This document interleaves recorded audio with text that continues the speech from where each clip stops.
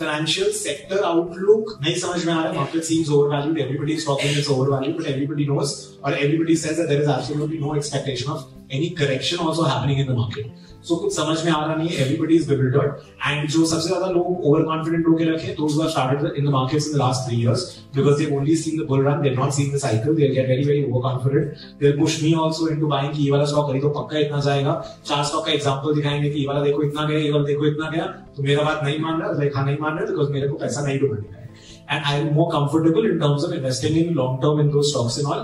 And एक portfolio में 100 stock डाल के फायदा नहीं है. 25 स्टॉक मैक्सिमम या whatever number you want to look at. So उतना स्टॉक्स रखना है. I don't want to just over invest in anything and everything altogether. So it does not help that way. Financial sector focus timing exactly कभी कोई नहीं कर पाएगा. So market में कभी ये मत सोचना कि इस प्राइस पे खरीदे बेचेंगे और इस प्राइस पे खरीदेंगे. ये प्राइस पे खरीदने के बाद क्या होता है कि मार्केट थोड़ा और गिर जाएगा. फिर तो अफसोस होने लगा कि I should not have bought it right now. वो नीचे रहेगा. So you have to start accepting the market as it is because it is going to be very very humbling. You will be proven wrong every single time. You will never be able to buy at the exact trough and be able to sell it at the exact peak. That will never ever happen. So those who are investing and understanding and getting into the markets and all, please start understanding these factors. I think you'll be able to second me on this. So he's a thorough investor investing in markets regularly.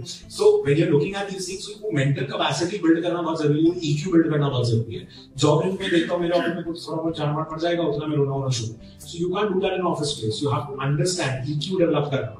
Anyways, financial outlook wise, so absolutely cannot say anything because a lot of factors are in play.